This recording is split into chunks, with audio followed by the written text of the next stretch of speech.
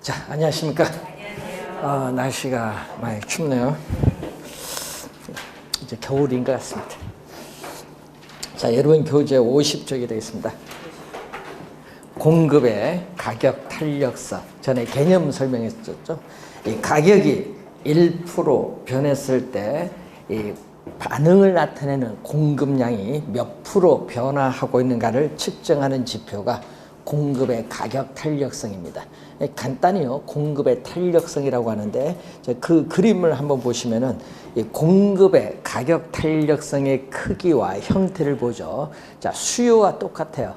그 그림, 오른쪽 그림이 나오거든요. 수직선 보세요. 수직선일 때는 뭐다? 우리는 완전 비탄력적이다. 완전 비탄력적일 때는 공급의 가격 탄력성이 얼마? 제로. 수직선. 자, 그리고 오른쪽도 그림 보면은 이 기울기가 급하죠. 공급 곡선의 기울기가 급하면 비탄력적. 그러니까 공급의 가격 탄력성이 0과 1 사이에 있는 값이에요. 자, 그리고 우리가 그 밑에 또 그림 보면 원점을 지나는 직선이 나오죠. 이 원점을 지나는 직선일 때는 공급의 가격 탄력성이 1입니다. 1인 단위 탄력적이라고 해요. 1인 단위 탄력적. 또 오른쪽 그림 보면 공급 곡선의 기울기가 완만해요. 공급 곡선의 기울기가 완만한 형태는 탄력적입니다. 공급의 가격 탄력성이 1보다 큰 경우. 그리고 맨 밑에 수평선은 공급의 가격 탄력성이 무한대인 경우. 즉 무한대인 경우를 수평선이죠. 자, 수요와 똑같은데 뭐만 다르죠?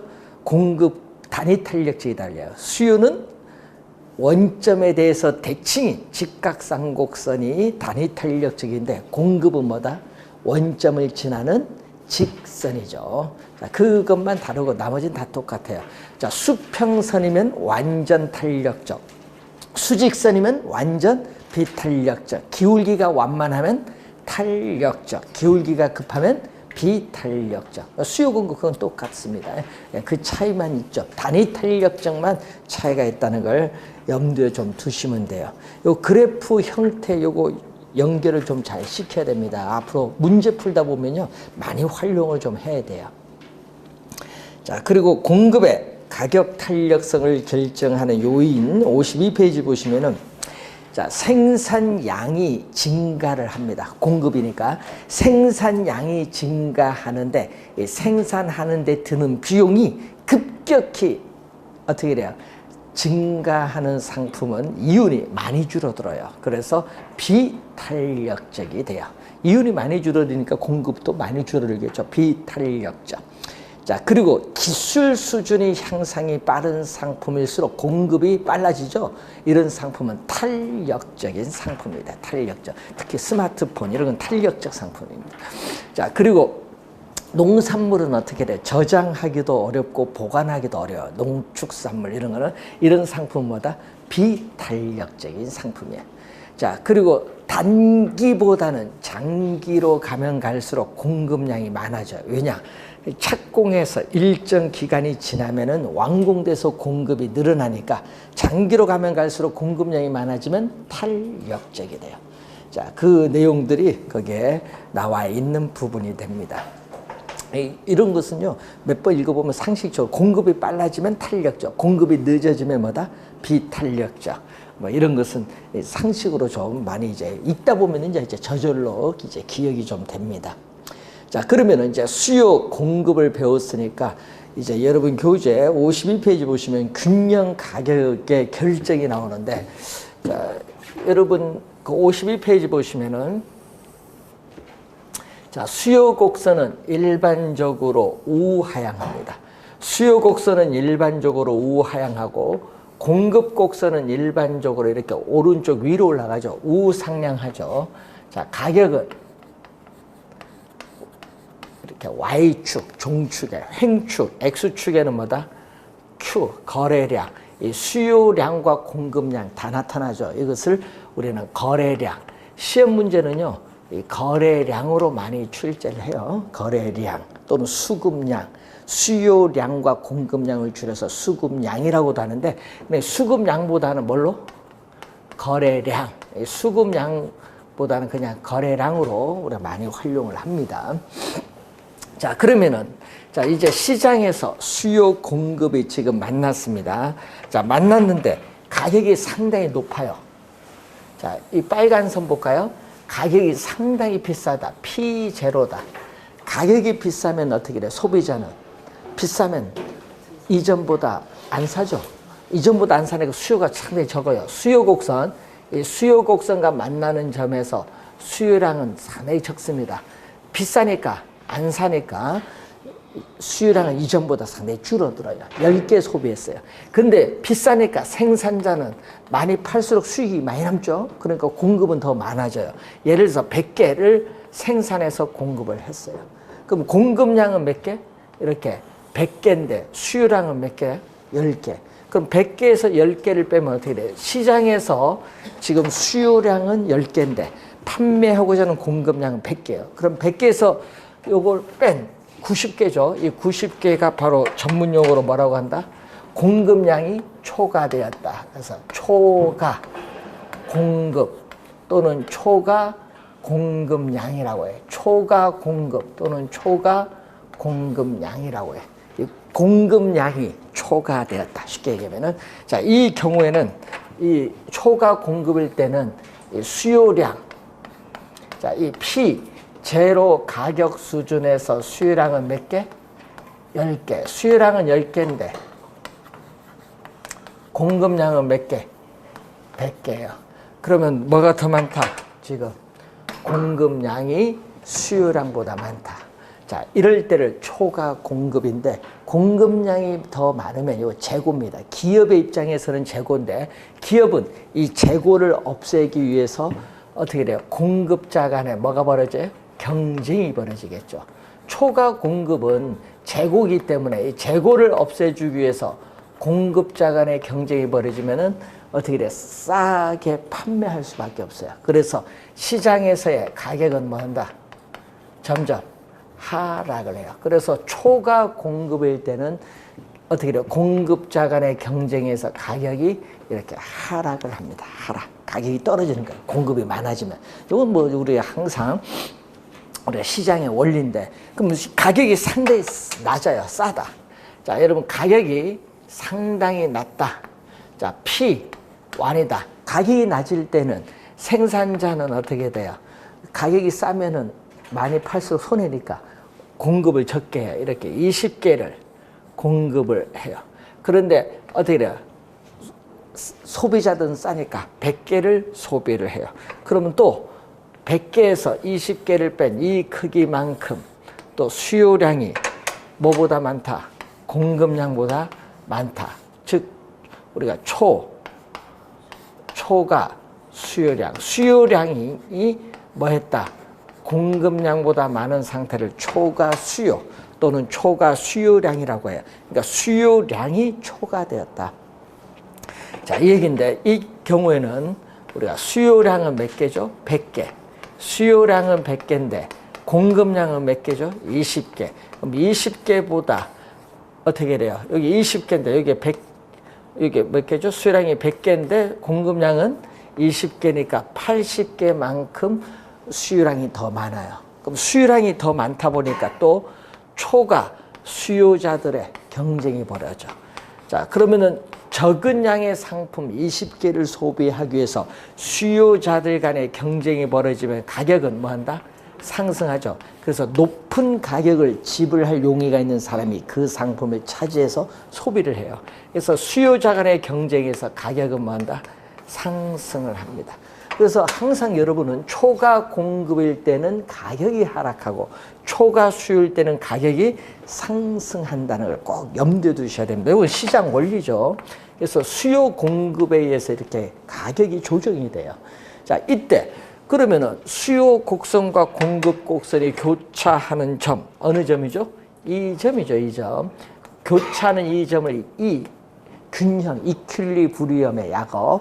그럼 이 점을 2라고 하면 이 수요 곡선과 공급 곡선이 만나는 점, 교차하는 점에서 형성되는 이 가격을 P2라고 해요. 그럼 이 P2를 뭐라고 하냐? 균형 가격. 균형 가격이란 말 쓰든지 아니면은 시장에서 초과 공급도 없애주고 초과 수요도 없애주는 가격이라는 의미에서 시장 가격이라는 거예요. 시장 가격. 그래서 가끔 문제 풀다 보면요, 균형 가격으로 출제하기도 하고요, 시장 가격이라는 용어로 나오기도 해요. 그래서 균형 가격, 시장 가격인데 이 균형 가격에서 형성되는 이 수요량과 공급량. 자, 예를 들어서 이게 50개다. 그럼 수요량도 몇 개? 50개. 공급량도 50개인데 이때 균형 가격 수준에서 수요량과 공급량을 균형 거래량 또는 균형 수급량이라고 해요. 균형 거래량, 균형 수급량인데 이때는 뭐가 똑같다? 수요량도 몇 개? 50개. 공급량도 몇 개? 50개. 수요량과 공급량이 똑같다. 자, 여러분이 항상 계산 문제가 나오거든요. 계산 문제가 나올 때는 요 수식을 이용해서 계산해야 돼. 항상 계산 문제가 나오면 요 수식. 수요량과 공급량이 같다. 자, 우리가 여러분 31년대 30회 시험, 28, 26회에 계산 문제가 다 요거 이용하는 거야. 수요량, 공급량 갖다 놓고 풀면 바로 답이 나옵니다. 자, 이 수요량과 공급량이 같다. 이렇게 우리가 보시면 되겠죠. 수요량과 공급량이 갖다 놓고 우리 계산하죠. 그러면 수요량과 공급량이 같으면 요 균형이거든요. 요 이가 우리는 수요와 공급 곡선이 교차하는 점이 바로 균형 상태인데, 균형일 때는 수요량과 공급량이 서로 같기 때문에 뭐도 없어요? 수요량과 공급량이 서로 같기 때문에 초과 공급도 없고 초과 수요도 없는 상태가 무슨 상태? 균형 상태. 균형 상태. 자, 여러분이 우리 공이 이제 여기 이렇게 있으면 여기 공이 있어요. 자, 이 공이 가만히 있으면 여기 지금 멈추어져 있어요. 근데 여러분 손을 툭 치면 어떻게 돼요? 툭 치면은 공이 빠지겠지. 그럼 빠지면 어떻게 돼요? 왔다 갔다 이렇게 움직이겠죠? 이렇게 움직일 때는 불균형이야. 예? 움직일 때는 불균형 상태. 그런데 문제는 움직이다가 어느 순간에 공이 여기에 뭐 한다? 딱 멈춰져 있어요. 이 상태가 균형이야. 그러니까 무슨 얘기예요? 균형은요, 어떻게 돼요? 우리는 딱 치면 또 왔다 갔다 하면 그건 불균형. 또 멈춰지면 균형이야. 그 말이 무슨 얘기냐? 요 초과 수요, 초과 공급 자체에서는 어떻게 돼요? 공급량이 이때 많고 여기는 수요량이 많다 보니까 시장에서 또 뭐가 돼? 불균형 상태. 초과 공급, 초과 수는 불균형이야. 불균형 상태가 시간의 경감에 따라 점점 뭐가 돼? 조정이 이루어져요. 그러다가 어느 순간 가면 수요량과 공급량이 같게 되는 순간이 있어. 이때를 뭐라고 해? 균형이야. 균형. 그럼 불균형 하면 뭐죠? 균형은 수요량과 공급량이 같을 때를 우리는 균형이라고 하면, 불균형은 수요량과 공급량이 같지 않다. 그럼 수요량과 공급량이 같지 않을 때는 초과 공급이 발생하든지 초과 수요가 발생하는데 이때는 불균형입니다. 그걸 기본적으로 균형은 수요량과 공급량이 같은 상태. 그럼 불균형은 수요량과 공급량이 같지 않은 상태. 그럼 여러분 우리 시장에서 보면요, 일반적으로 불균형 상태가 상당히 많습니다. 그것을 균형 상태로 조정하는 과정을 여러분이 항상 배우는 겁니다. 자, 우선은 이 균형 가격이 결정되는 원리를 배우고 있는데, 그러면 이 균형 가격이 이동을 하죠. 그럼 예를 들어서 여러분이 거기에 균형점의 이동이 나오는데, 자, 53페이지에 균형점의 이동에 보면은 수요만, 1번에 수요만 증가 또는 감소하는 경우 있죠. 자, 이때 수요 곡선은 일반적으로 우하향, 공급 곡선은 일반적으로 어떻게 돼요? 우상향하죠. 자,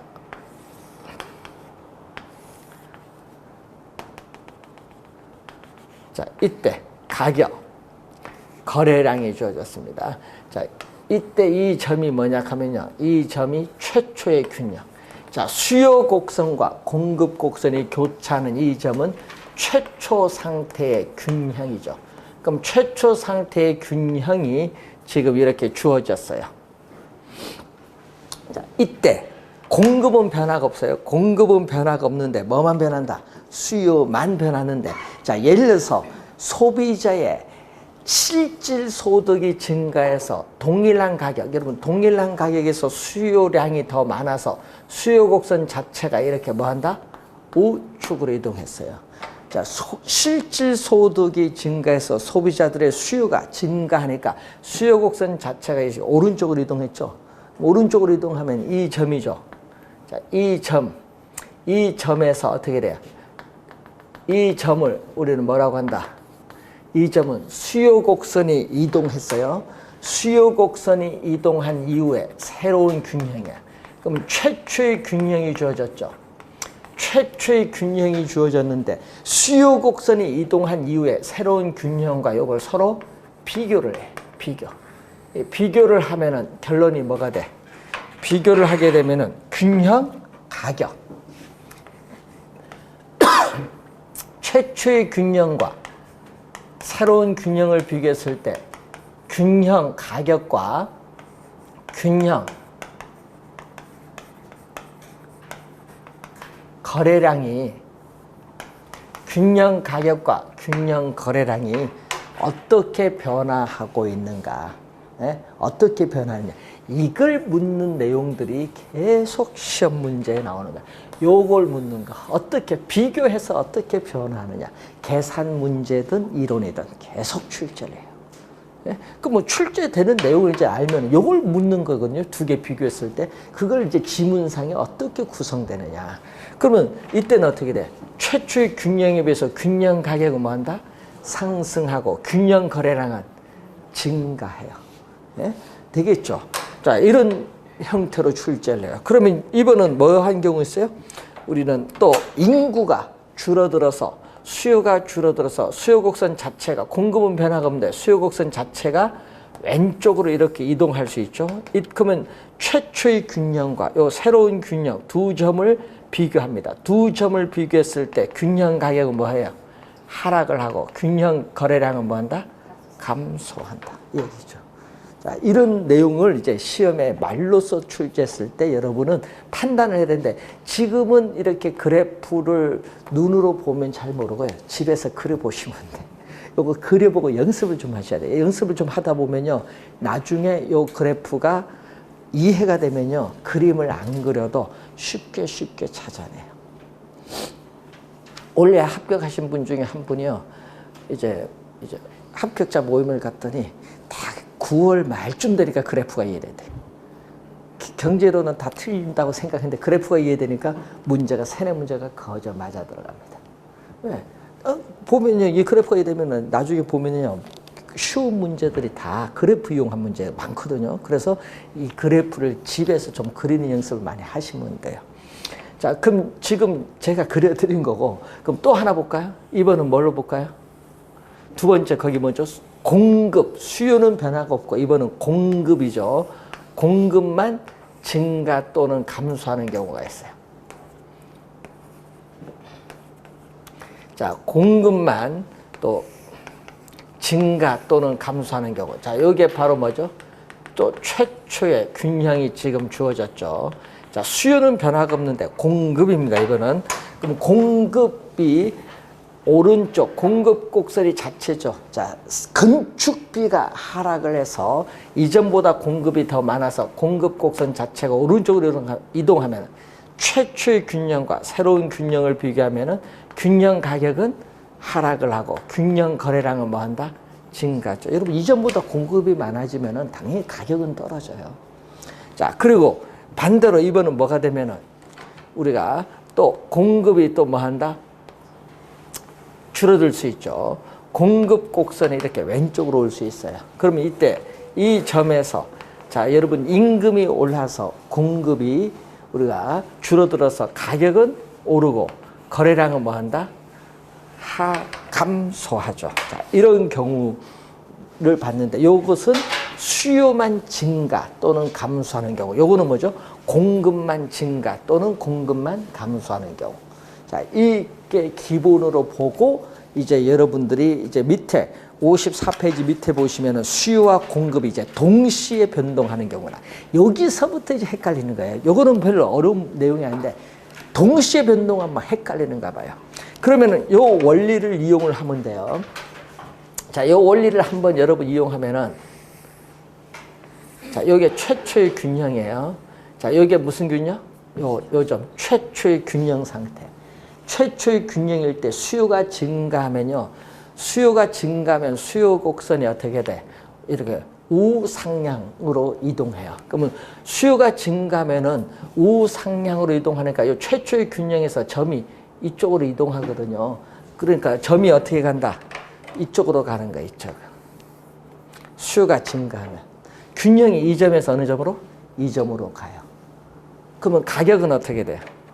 가격, 최초의 균형 상태에서 가격은 위로 올라가니까 오르죠. 거래량은 증가한다. 그러니까 수요가 증가하면은 최초의 균형이 요 점으로 이동을 해요.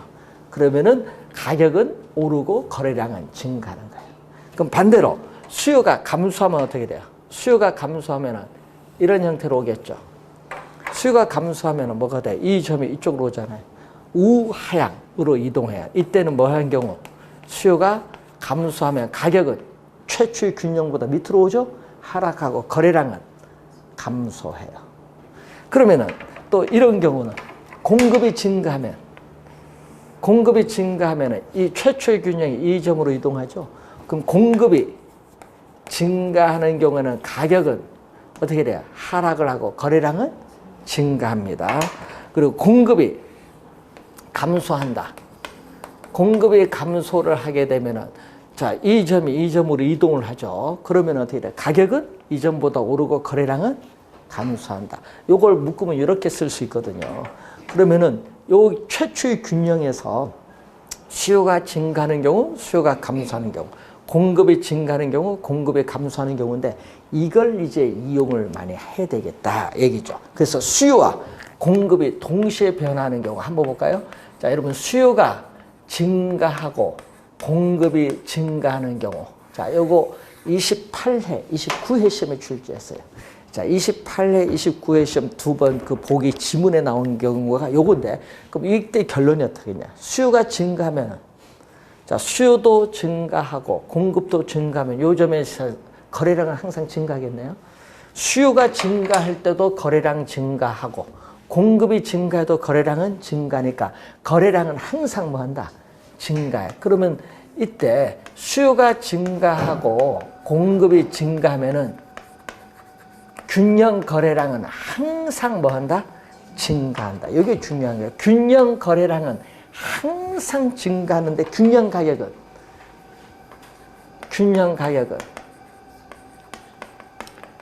가격은요. 수요가 증가하면 가격이 오르고요. 공급이 증가하면 가격이 하락하니까 수요의 증가폭, 공급의 증가폭에 따라 가격은 오를 수도 있고 내릴 수도 있고 변화가 불변. 점 요경 불변, 변화가 없잖아요. 불변일 수도 있어요. 균형 가격은 그래서 우리는 알 수가 없어요. 균형 가격은 상승할 수도 있고 하락할 수도 있고 불변일 수도 있는 거예요. 이것은 요 원리를 알면요. 그림을 안 그려도 이렇게 간단히 이해할 수 있어요. 요 지문을요. 균형 가격은 어떻게 돼요? 알 수가 없고 균형 거래량은 항상 증가한다. 딱 지문 나오면 그 지문 맞는 지문. 28회 9회 시험에 출제된 지문이에요. 자, 이런 것을 이제 보는 거죠. 그럼 하나 더 볼까요? 이번은 수요가 증가하고 공급이 감소하면 어떻게 돼? 자, 수요가 증가하면은 공급이 수요 증가 공급 감소잖아. 가격은 여기보다 다 위에 있으니까 수요가 증가해도 가격이 오르고 공급이 감소해도 가격이 오르니까 수요가 증가하고 공급이 증가하면 시장에서의 균형 가격은 또 항상 뭐 한다? 상승해. 균형 가격은 항상 상승하는데 거래량은 뭐죠? 수요가 증가할 때는 거래량 증가하는데 공급이 감소하면 거래량은 감소하니까 균형 거래량은 또 수요의 증가폭과 공급의 감소폭에 따라서 균형 거래량은 증가할 수도 있고 감소할 수도 있고 여기 불변일 수도 있어요. 그러니까 균형 거래량은 또 그 변화를 알 수가 없다. 균형 거래량은 증가할 수도 있고 감소할 수도 있고 불변일 수도 있기 때문에 균형 거래량은 그 변화를 알 수가 없다. 불분명하다는 얘기예요. 뭐에 따라 다르다? 증가폭과 감소폭에 따라 달라지는 거. 자, 그것인데 그걸 막 암기하려고 하면 이게 잘 안 돼요. 항상 요 원리를 이용을 해서 생각을 하고 그래프를 한번 그려보세요. 네, 그래프를 그려보면은 연습을 하면 돼요. 그러면 여러분 이런 게거든요. 자, 요거 하나 그려볼게요. 여러분 이해하기 좋도록. 그래프는 몇 개? 3개. 그럼 수요와 공급이 동시에 변동할 때는요. 이렇게 그래프는 몇 개 나온다? 3개를 그려야 돼. 나중에 이것은 집에서 여러분이 연습을 좀 해보시면 돼요. 그 여러분들 공부할 때 보면요. 눈으로 보면은 그 시간에 이해되는데 자기 것이 안 돼요. 항상 그려봐야지. 자, 수요가 증가하는 경우죠. 수요가 증가하는 경우. 자, 3가지 형태의 그림 그렸어요. 자, 이번은 공급이 뭐 한다? 감소하는 경우. 자, 공급이 감소하는 경우. 자, 3가지 형태의 그림. 뭐가 달라? 이 증가폭과 감소폭이 다릅니다. 수요의 증가폭과 공급의 감소폭이 똑같아요. 같으면은 균형 거래량은 뭐다? 불변. 균형 거래량은 불변. 균형 가격은 뭐한다? 상승해. 이번은 수요 증가폭이 공급의 감소폭보다 클 경우에는 이 점이 새로운 균형이죠. 빨간 파랑 만나는 점. 그럼 균형 가격은 상승하는데 균형 거래량은 뭐한다? 증가한다. 이번은 수요 증가폭보다 공급의 감소폭이 크면 또 균형 가격은 상승하는데 거래량은 뭐한다? 감소. 그래서 3가지 경우 어느 것이든지 전부 균형 가격은 항상 뭐가 돼? 상승하는데 균형 거래량은 뭐죠? 불변일 수도 있고 증가할 수도 있고 감소할 수도 있기 때문에 균형 거래량은 그 변화를 알 수가 없다라는 거죠. 알 수가 없다. 그래서 시험 문제 볼 때 요 그림 그리면 시간이 걸리잖아요. 그럼 항상 요 원리를 이용해서 이게 바로 나올 수 있을 정도로 가면은 이제 합격권에 가는 거예요. 예, 생각하는데 이 3초가 딱 되면은 이제 합격권을 가는 거지. 시간이 전략되잖아요. 그래서 이런 지문들이 그래프 그리는 게 아니라 우리가 예를 들어서 8번 문제면 1번 지문에 시장 균형 상태에서 수요와 공급이 동시에 증가할 경우에 균형 거래량은 항상 증가하고 균형 가격은 그 변화를 알 수 없다. 딱 나오면 맞는 지문. 그래서 빨리빨리 판단해야 돼. 보기가 5개 나오니까. 자, 이런 형태의 그림을 이제 그릴 줄 아시면 돼요. 자, 그러면은 한번 또 54페이지에 거기 4번 보세요. 수요와 공급 중 어느 한쪽이 완전 탄력적. 자, 완전 탄력적은 뭐죠? 수평선. 그리고 완전 비탄력적은 수직선. 수직선. 그러면은 자, 수평선인 경우 하나 볼까요? 자, 수평선인 경우 하나 봅니다. 자, 수평선은 완전 탄력적. 완전 탄력적일 때는 뭐죠? 우리는 공급의 가격 탄력성이 뭐인 경우? 무한대. 공급의 가격 탄력성이 무한대인 경우를 완전 탄력적인 뭐다? 수평선. 자, 수요 곡선. 일반적으로 우하향하다. 자, 그러면 지금 이 점이 뭐다? 이 점이 최초의 균형. 최초의 균형. 그러면 시험 문제 이제 이렇게 내죠. 자, 공급 곡선이 완전 탄력적일 경우에 뭐 한다? 수요가 증가하면 하게 돼. 수요가 증가하면 수요 곡선은 우측으로 이동하죠. 수요가 증가하면. 결론은 뭐죠? 균형 거래량은 증가하는데 최초와 비교할 때 균형 가격은 변화가 없다. 균형 가격은 변화가 없는데 균형 거래량은 뭐한다? 증가한다. 요 질문 또 시험에 많이 나오잖아요. 이런 식으로. 균형 가격은 항상 변화가 없어요. 그러면 균형 가격은 항상 뭐다? 불변. 균형 가격은 불변, 변하지 않는다. 그러면 계산 문제도 풀 수 있죠. 이 점 수요량과 공급량 같다. 이 점도 수요량 공급량 같다. 놓고 계산하면은 바로 나와요. 올해 시험에 어떤 형태? 이런 형태로 출제를 했어요. 올해 30회 시험 9번 문제가 바로 이런 형태로 출제를 했습니다.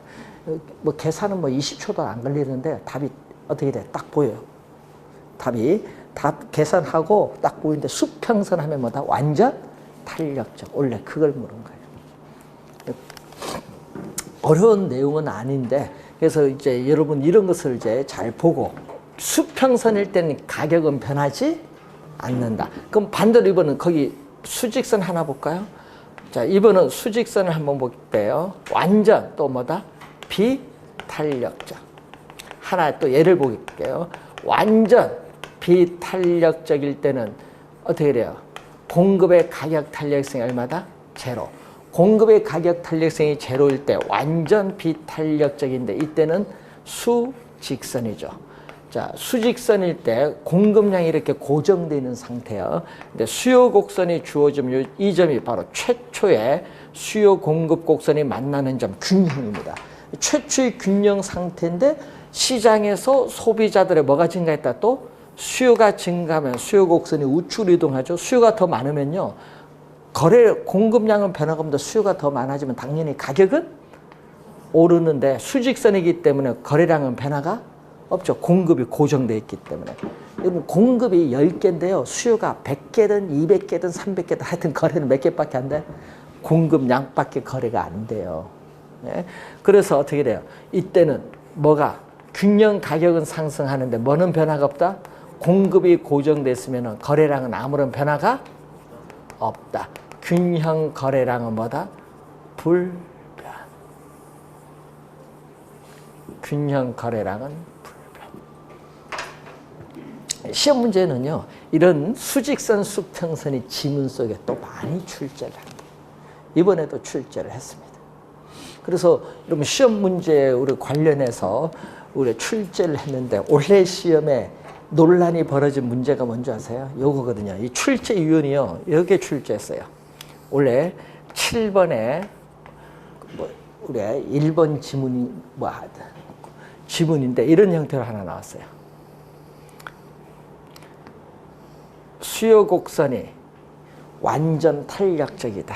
자, 시험 지문에 제가 그림 그린 거고 수요 곡선이 완전 탄력적일 경우에 수요가 증가하면 균형 가격은 이렇게 나오죠. 자, 여러분 균형 가격이 이제 나오는데 주의해야 될 거는요.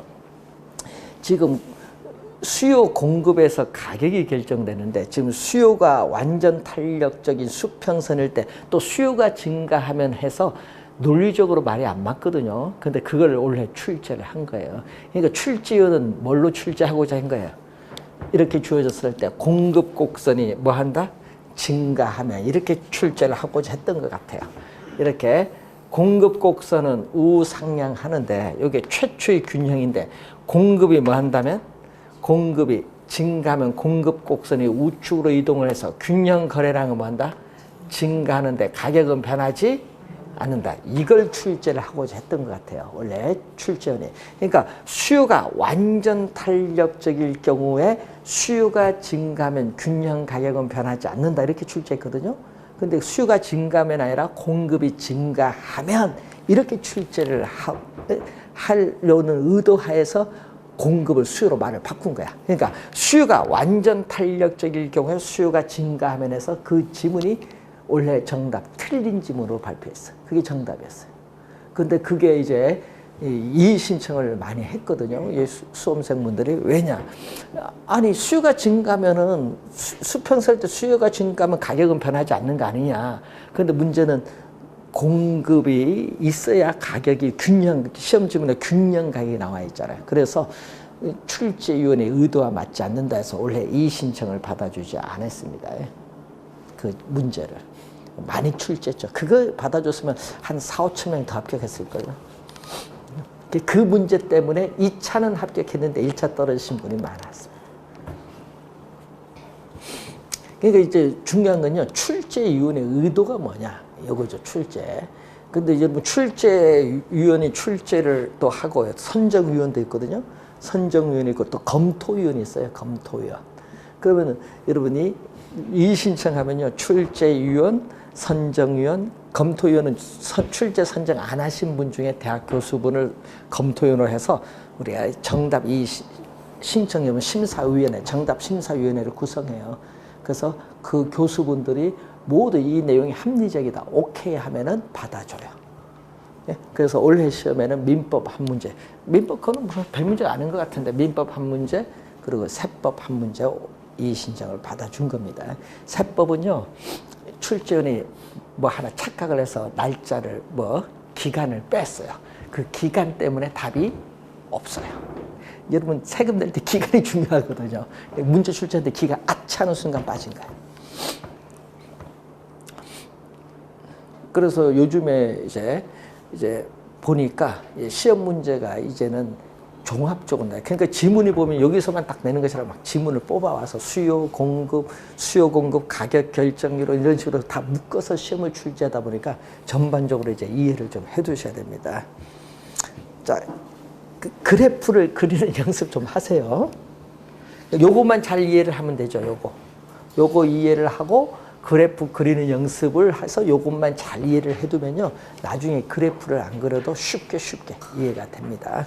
거기 5번과 6번은 요거는 우리가 기본서 교재 나와서 좀 그래프가 좀 이해되면은 그래프를 그림을 그려서 이해를 하도록 하겠습니다. 자, 경기 변동으로 갑니다.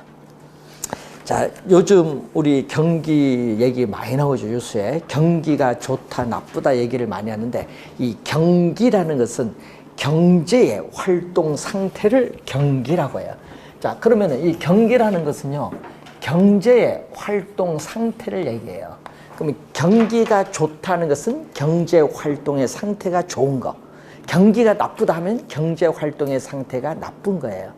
그러면 이 경제 활동의 상태는 좋을 수도 있고 나쁠 수도 있거든요. 근데 그게 어떻게 돼요? 이렇게 여기 경기의 추세선이에요. 추세선인데 경기가 이렇게 좋을 수도 있고 나쁠 수도 있고 이렇게 점점 이렇게 가는 거예요. 이런 형태.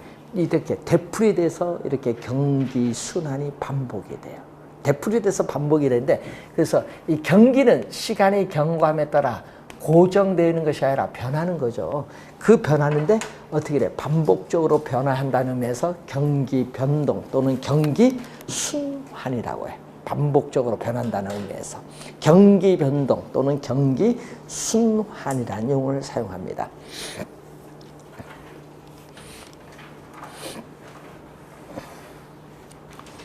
자, 이 경기 변동은 여러 가지로 우리가 예측을 할 수가 있는데, 자, 그러면은 이 경기 변동에서 이 점을 뭐라고 해요?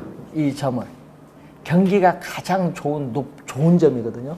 이 점을 우리는 정점 또는 경기가 가장 높은 거 피크, 정상, 피크, 우리 산의 꼭대기 피크, 정상, 정점, 정상이고, 요거 뭐죠? 저점, 경기 바닥이에요. 정점에 대해서는 저점, 경기 바닥. 요걸 골짜기라고 하는데 바닥. 그러면 정점과 저점 사이에 이 길이를 뭐라고 한다? 경기 변동에 뭐라고 한다? 진폭. 경기 변동의 진폭이라고 해요. 정점과 저점 사이의 길이. 이 진폭이 어떻게 돼? 작을수록 좋은가? 클수록 좋은가? 일반적으로 작을수록 좋아요. 크면 경기 변동 폭이 너무 크면요, 경제가 불확실성 위험이 너무 높아요. 그런데 또 이 정점과 이 정점 사이에 요 사이클을 뭐라고 해요? 이 정점과 이 정점 사이에 이 한 사이클을 경기 변동에 뭐라고 한다? 주기라고 해요. 정점과 정점 사이에 한 사이클을 주기인데, 그럼 정점을 향해 올라갈 때는 뭐예요? 정점을 향해 올라갈 때는 우리는 무슨 국면? 경기의 호황 국면. 정점을 통해서 날아올 때는 후퇴. 후퇴가 가속화돼서 요 밑으로 내려올 때 바닥을 통해서 내려가면은 불황 국면. 요 바닥을 통해서 올라가는 뭐죠? 회복 국면. 그 다음에 호황 국면. 이런 식으로 계속 되풀이 돼서 반복이 됩니다. 자, 우리나라 경기는 어디 있을까요? 그러면 호황, 후퇴, 불황, 회복 어디 있어요? 지금 부동산, 우리 부동산 나오니까 일반 경기 말고 지금 부동산 어디 있어요? 예? 이제 본인이 투자를 한다. 그럼 지금 여기 있어요. 우리나라 경기는요, 지금 요 상태에 있어요. 요 상태. 요 부분에. 그러니까 요 부근에서 지금 정점 좌우에서 놀고 있어요. 지금. 그러면은 저들이 이제 강의를 할 때 보면요, 이제 늘 우리 보는데 요 바닥을 통해서 이렇게 올라가잖아요. 이 바닥이 언제인 줄 아세요? 요 바닥이 경기 바닥. 이 바닥이 우리가 7년이에요. 2007년. 2007년에서 이 바닥이 2008, 9, 약 3년 정도 바닥, 요 부근에서 이제 움직이는데 2007년이 최저 바닥이에요. 이제 흘러가는 거 이제 분석을 해보면은 바닥인데, 그런데 문제는 이렇게 해서 다시 올라오는데 몇 년 걸리면 10년 걸렸어요. 2007년 바닥에서 최정점, 예? 올라올 때 2017년, 8년 넘어오는 최정점에 올 때 10년 걸립니다. 우리나라는 경기 변동 10년 주기설이에요. 그래서 강의를 할 때 2007, 8년 할 때 이때 위기가 기회다. 사야 된다. 바닥일 때 사야지 뭐. 그때 여기 지나서 2008년 넘으면서 뭐냐, 전 세계 부동산, 서브프라임, 모기지론 사태에서 외환 금융위기가 옵니다. 그걸 이제 외환 금융위기를 미국이 달러를 풀었죠. 양적 완화라고 하죠. 풀어서 경기를 인위적으로 회복 국면으로 끌어당기는 거죠. 그런데 문제는 그 끌어당기면서 전 세계 경기에 영향을 줘서 우리나라는 어떻게 돼요? 요점 2007년에 피크가 올랐어요. 그러면 어떻게 돼요? 지금 경기 피크 부근에서 이제 떨어지잖아요. 떨어지려면은 어떻게 돼요? 우리가 보통 우리나라 요인이 아닌 우리나라 요인보다는 외부 요인에서 떨어지는 경우가 많은데, 지금 정점으로 해서 좀 내려오려는 해서 여기 바닥으로 가려면 앞으로 한 3, 4년은 걸려요. 3, 4년 바로 떨어지지는 않거든요. 3, 4년 정도 걸리는데, 그러면 그 바닥에서 다시 올라가야 될 거 아니에요. 그러면 그 올라갈 때 앞으로 몇 년 정도 여기서 올라가느냐. 여기서 퀘션 마크가 되는 거예요. 앞으로. 어디에 올라가냐. 그래서 OECD에서는 세계 우리 선진국 클럽이라고 하죠. 경제협력개발기구에서는 우리나라 보고서를 할 때 2007년에서 앞으로 10년에서 2017년에 그때 서울특별시 아파트 가격이 2배 오를 것이라 예측을 했어요. OECD에서는 그때 당시에. 근데 우리나라는 규제로 인해서 가격이 어떻게 돼요? 몇 배 올랐어요? 그때 당시 가격에 비해서 2배 더 올랐죠. 서울특별시 가격이 2배 오른 것이 아니라 몇 배 올랐다? 3.5배 올랐어요. 더 폭등했어요. 규제를 강화시키다 보니까. 그래서 우리가 예측을 이제 할 때, 그럼 OECD에서 앞으로 가격은 어떻게 변할 거냐, 그걸 예측을 했더니 서울특별시 가격은 2027년도, 8년도에 지금 가격 있죠? 지금 가격에 약 2배 오를 것이라 예측을 합니다. 서울특별시입니다. 다른 건 필요 없어요. 왜? 각국의 수도만 비교하니까. 그래서 지금 현재 서울특별시 아파트 가격이 우리가 런던이나 프랑스, 파리나 동경에 비해서 아직 낮게 평가되고 있다. 모스크바 이런 데 비해서. 그래서 아직 우리나라 가격이 더 오를 가능성이 높다. 그래서 발표가 나왔어요. 서울특별시 가격은 앞으로 2배 정도 더 오른다. 외부 요인이 더 많아요. 내부 자체보다는. 그러니까 골치 아픈 거야. 그럼 왜 서울만 오르냐? 여러 가지 요인이 있죠. 예, 인구가 계속 집중이 되고 개발할 수 있는 땅이 없다 보니까 계속 오른 규제를 강화하면 더 오르죠. 그래서 요즘에 경기 변동을 잘 연구를 좀 해야 됩니다. 자, 그래서 여러분 교재 56페이지 보시면은 이 경기 변동을 측정하는 지표가 여러 가지가 있어요. 자, 부동산 경기는 건축 경기라고 불릴 만큼 건축 경기에 많은 영향을 받기 때문에 뭐가 중요하다? 건축량이 중요하지. 그럼 건축량 중에서도 뭐가 있어요? 여러분, 건축량 중에서 건축 허가를 받게 했죠. 여러분, 건축 허가는 선행지표예요. 여러분, 건축 허가량이 많아지면요, 앞으로 미래에 건축 경기가 활발할 것이라고 예측을 할 수 있어요. 그럼 건축 허가를 받고 허가만 받아서 여러분 경기가 지금 밖에 안 좋아. 지금 나는 건물 안 짓고 나는 2년 뒤에 짓겠다 할 수도 있어. 허가량과 착공량 사이에는 또 뭐가 존재한다? 시차가 있어요. 시차, 시간적 갭. 그러면 허가를 받고 착공 신고를 통해서 착공을 하죠. 그럼 요 두 가지는요, 자료 수집이 용이해요. 그래서 많이 활용하는데, 착공을 해서 또 일정 기간이 지나면 또 뭐 한다? 건축을 뭐 한다? 완공하겠지. 자, 그래서 요건 선행지표, 요거는 동행지표, 요거는 후행지표, 나중에 나타나는 거. 그래서 요 두 가지를 자료 수집이 용이하기 때문에 많이 우리 활용해요. 건축량을 파악할 때는. 자, 그래서 건축량이 중요한 게 여기죠. 여러분, 건축량이 많아지는데 또 시장에 미분양 상태에 있는 재고량도 많아지면 경기가 좋다고 말할 수는 없어요. 미분양 재고량이 줄어들면서 건축량이 많아지면 경기가 좋다 볼 수 있는데, 그래서 항상 시장에서 미분양 상태에 있는 재고량이 증가하고 있느냐 감소하냐, 이 파악도 상당히 중요합니다. 그래서 지금 뉴스 보면 미분양 재고량이 증가하냐 감소하냐 지역별로도 막 나오고 하죠. 자, 건축량 파악도 중요하지만 또 거래량이죠. 자, 여러분 뉴스 나오면요, 거래량 할 때 주택, 상가, 공장 거래량 하면 뉴스 여러분 많이 듣는 거 뭐를 많이 나와요? 당연히 주택이죠, 주택. 그래서 주택 거래량이 많으면 일반적으로 호경기, 주택 거래량이 적으면 일반적으로 뭐다? 불경기. 자, 그래서 여러분 서울특별시에 우리가 19년도 거래량은 전년 2018년 대비 우리가 30% 줄어들었다. 뭐 이렇게 발표하면 거래량이 많이 줄어들었구나 이렇게 볼 줄 알아요. 그래서 이 거래량이 많은지 적은지를 알려면은 등기소 가면 돼. 등기 신청을 해야 되니까 등기 실적, 그리고 거래하면은 세금 납부해야 돼. 취득세, 납부 실적 등을 보면은 거래량 파악을 할 수가 있어요. 이 거래량도 있지만 또 부동산에 있어서의 가격에 있어서의 변동도 있죠. 부동산 가격.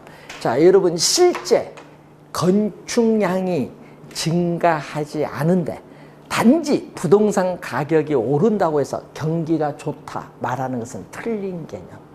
왜냐하면은 건축량이 증가하지 않더라도 우리 건축 비용이 오름에 따라 건축물 가격이 오를 수도 있기 때문에 단지 가격만 오른다고 해서 경기가 좋다고 말하는 것은 잘못된 개념이다. 이 가격도 오르고 건축량 증가도 돼야죠.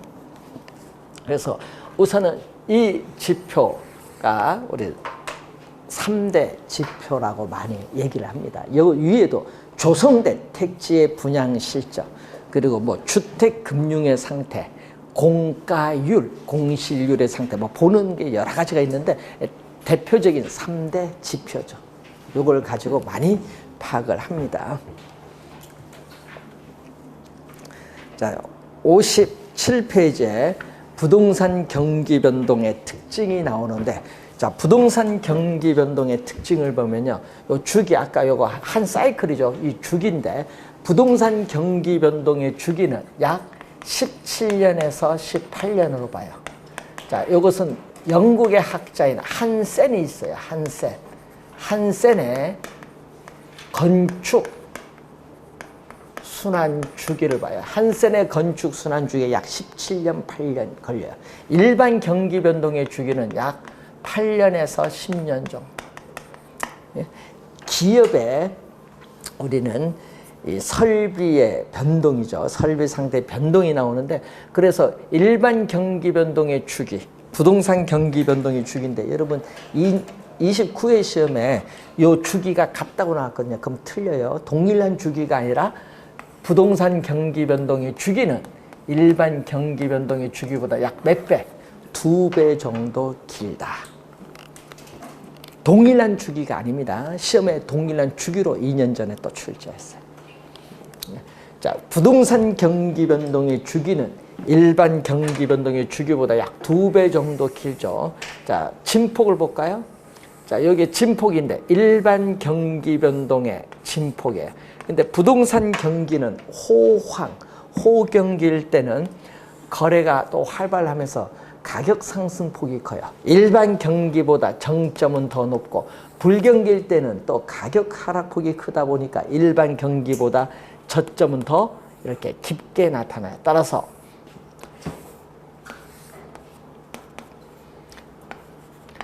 부동산 경기 변동의 진폭, 부동산 경기 변동의 진폭은 일반 경기 변동의 진폭보다 뭐한다? 크게 나타난다. 크게. 예? 크게 나타나는데, 즉 부동산 경기 변동이 일반 경기 변동에 비해서 어떻게 돼요? 우리는 반응이 늦게 나타나요. 여러분, 부동산은요, 착공에서 완공에 이르기까지 시간이 오래 걸려요.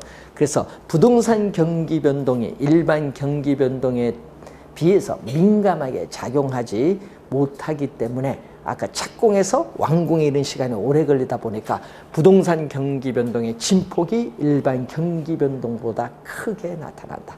이 지문도 여러분 29회 시험, 26회 시험에 또 출제했어요. 26회는 정답이었죠. 진폭. 자, 진폭에 대한 그러한 내용을 우선 봤고, 또 부동산 경기 변동은 우리가 일반적으로 우리는 일반 경기 변동에 시간적으로 뒤에 나타나 뒤지는 경향, 뒤에 나타난다. 후행하는 경우가 일반적이지만, 경우에 따라서는 부동산 경기가 일반 경기에 앞서서 선행할 수도 있고, 또 같이 병행할 수도 있고, 또 반대 방향, 역행할 수도 있고, 각각 독립적으로 나타날 수도 있습니다. 그렇지만 일반적으로 전체적으로 볼 때 부동산 경기 변동은 일반 경기 변동에 시간적으로 뒤지는 경향이 나타나고, 부동산 경기는 우리가 국지적인 현상이에요. 국지적. 우리가 일정 지역에 국한되는 현상이다가, 이 부동산 경기에 또 뭐가 발생한다? 붐이 우리가 발생하면서 뭘로? 전국적으로 확산되는 경향이 있어요. 이 국지적으로 나타나는 현상이 부동산 경기에 붐이 발생을 하면은 전국적으로 확산되는 경향이 나타납니다. 자, 여러분이 20년 전에는요, 자, 20년 전에는 이제 학부모님들이 학교 모임에 가서 모이면요, 어느 집이 맛있는 집인지 모이면은 음식점 얘기를 제일 많이 했어요. 그리고 어리 학원의 선생님이 좋은지 과외 얘기를 많이 했는데, 요즘은 모이면 그런 얘기 안 합니다. 과외 얘기도 안 하고요, 음식 얘기도 안 해. 요즘 뭐 한 줄을 어느 지역의 아파트 분양하는데 거기는 평당 얼마고 뭐 이런 얘기만 해요. 대화가 바뀌었어요. 20년만. 네? 모이면 바뀌었습니다. 대화의 주제가 부동산으로 바뀌었어요. 이제 학부모님 모이면. 네. 그런데 문제는 그 대화에 끼어야 될 거 아니에요. 끼려니까 어떻게 돼? 아, 공부는 해야 되겠다. 그래서 요즘에 공인중개사 시험에 부동산 있잖아요. 그래서 20, 30대가 지금 60%를 응시합니다. 20, 30대. 네? 부동산을 모르면 대화가 안 돼요. 예? 젊은이들도 마찬가지고. 그만큼 대화의 주제가 바뀌었습니다. 옛날에는 젊은 사람 자동차가 똑같은데 자동차 얘기도 안 해요, 이제. 예, 10년 전엔 자동차 얘기 많이 하더만 요즘 자동차 얘기도 안 하더라도 다 부동산 얘기를 해요. 자, 그래서 요즘에 이런 형상이요, 이제 부동산 경기 붐을 더 빨리 확산시키는 경향이 있는 것 같아요. 그 사회적 분위기 변화 이런 게 보면은. 자, 그 내용이 자, 한번 보시면 되겠고, 자, 이 58페이지에 거기 맨 위에서 두 번째 보시면은 주기의 순환 국면이 불분명하고 일정하지가 않습니다. 그러니까 이 순환 국면이 결국은 어떻게 돼? 일정하지가 않은 것은 부동산 경기의 여러 가지 특징 중에 또 중요한 특징 중에 하나다. 이렇게 보시면 되겠습니다. 자, 그러면은 여러분 교재 58페이지 보시면은 부동산 경기 변동에 따르는 각 국면의 특징이 나오는데 이 내용과 거미집 이론 그리고 몇 가지 내용은 잠시 쉬고 설명하겠습니다.